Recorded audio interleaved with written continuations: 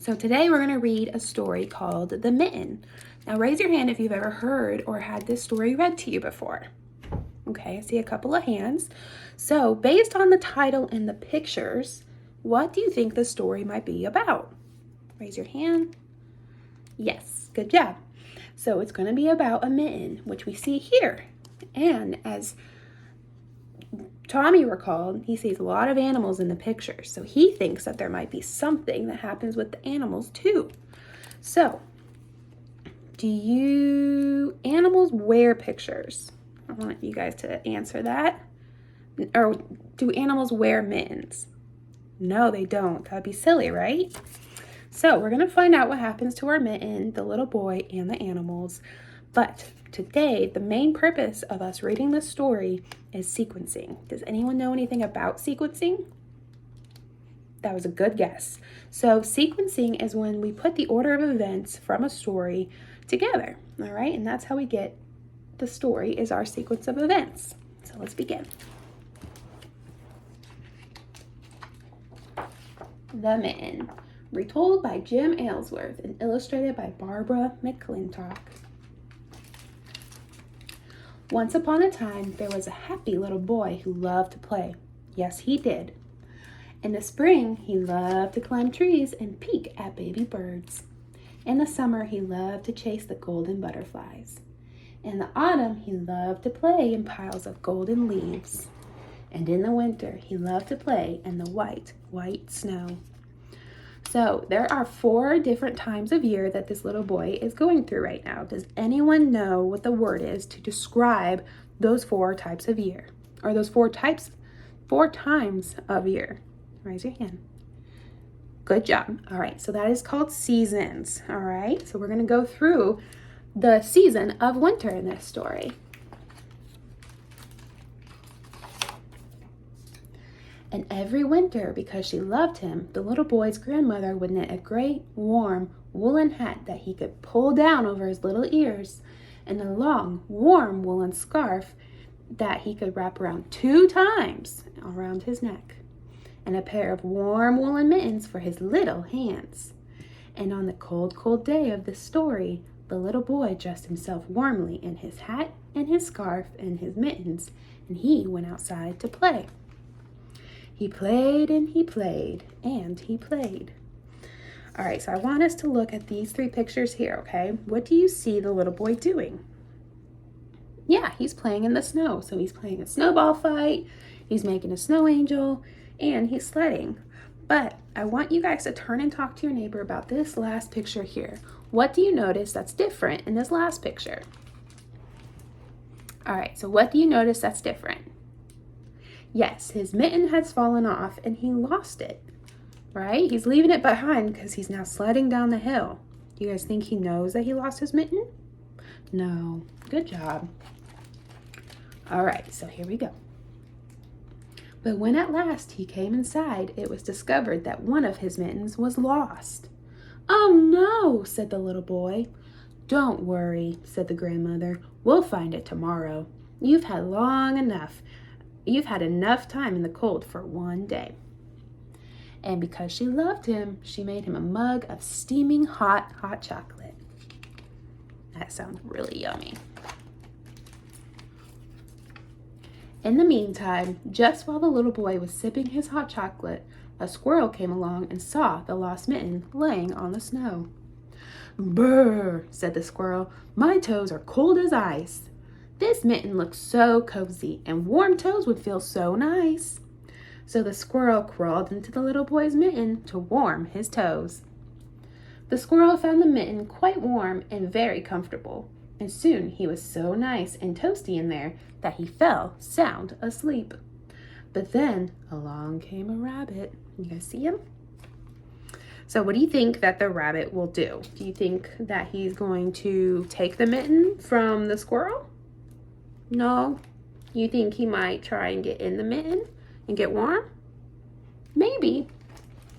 Let's see what happens. Brr, said the rabbit. Let me come in. No room, said the squirrel. Go away. No, please, begged the rabbit. My toes are cold as ice. Your mitten looks so cozy, and warm toes would feel so nice. Oh, okay, said the squirrel. You can come in. And the rabbit crawled in. It was a bit tight in there for two. Nevertheless, with a little budging over, they were able to manage. And very soon, they were nice and toasty warm, and they fell sound asleep. But just then, along came a fox. You guys think that the fox will join? Yeah? Do you think he'll fit? No? Let's just see.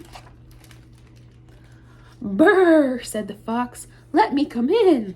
No room, said the rabbit. No room, said the squirrel. Go away. Please, begged the fox. My toes are cold as ice. Your mitten looks so cozy, and warm toes would feel so nice. Oh, okay, said the rabbit. Oh, okay, said the squirrel. You can come in. It was really crowded in there now with three.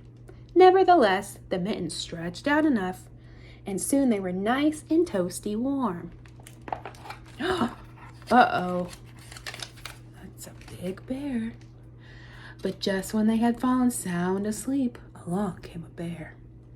Brr, said the bear. Let me come in. All right, so what do you guys think the bear is going to do? You think he's going to try and fit in the mitten? Well, do you think that he's going to fit in the mitten? Turn and talk to your neighbor about why you think the bear will fit or won't fit inside the mitten. All right, so why do you think that they'll fit in the mitten? You think that he will fit in the mitten and they're all going to sleep tight and toasty? Okay. And you don't think he's going to fit in the mitten because he's too big. That would make sense. All right.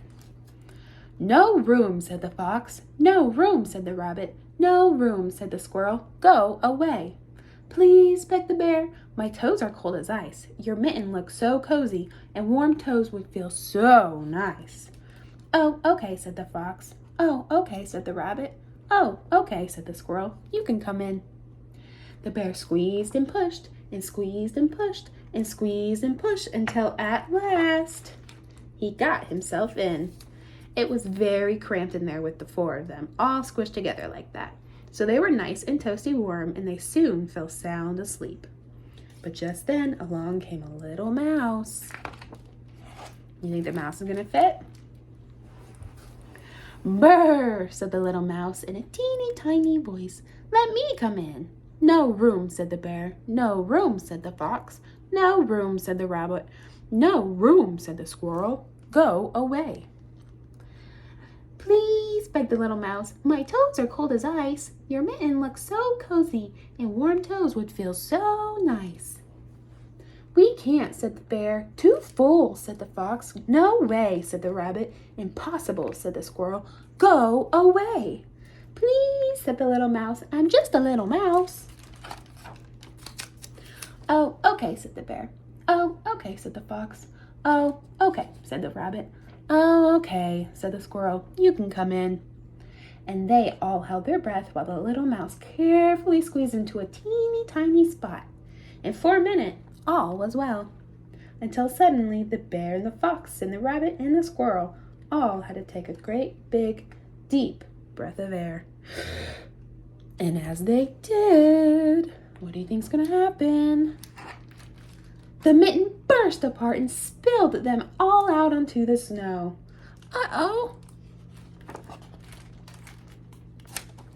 What a shame, said the bear. What a shame, said the fox. What a shame, said the rabbit. What a shame, said the squirrel.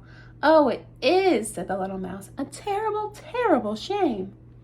Then one by one, the mouse, the bear, the fox, the rabbit, and the squirrel all went off to find another place warm for their toes.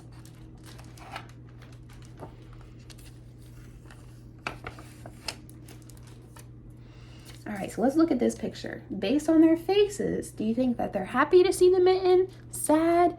Scared? What do you think? Yeah, the boy looks upset, doesn't he? What does the grandma look like? She just looks like, what a shame, right? But she doesn't look upset about it. Let's find out. In the morning, the little boy and his grandmother went out looking for the lost mitten. Soon they came upon the bits and pieces of yarn lying on the snow. "What could have happened?" asked the little boy. "I have no idea," said the grandmother, "but don't worry, I can knit another one." And because she loved him, that's exactly what she did. The end.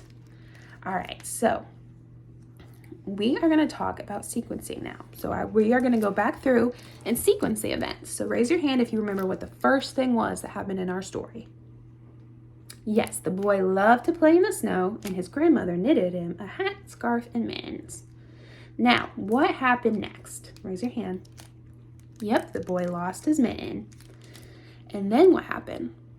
The squirrel found and slept in the mitten. Very good. All right, and then what happened next? The other animals all came in and slept in the mitten. What animals does that include? A rabbit, a fox, a bear, and a mouse. So then what happened when the mouse got into the mitten? It exploded. Very good. All right, so then all the animals left, right? And then what happened? The boy and the grandma found the mitten. All right, and what was the last event that happened in our story? Raise your hand if you remember. Yep, the grandma knitted the boy another mitten. Good job, guys. All right, so what we're going to do is I'm going to have you guys go back to your seats, and I'm going to put you in partners, and together you'll receive a worksheet where you'll work together and cut out and paste the correct sequence of events from that story. All right, so everyone return to their seats.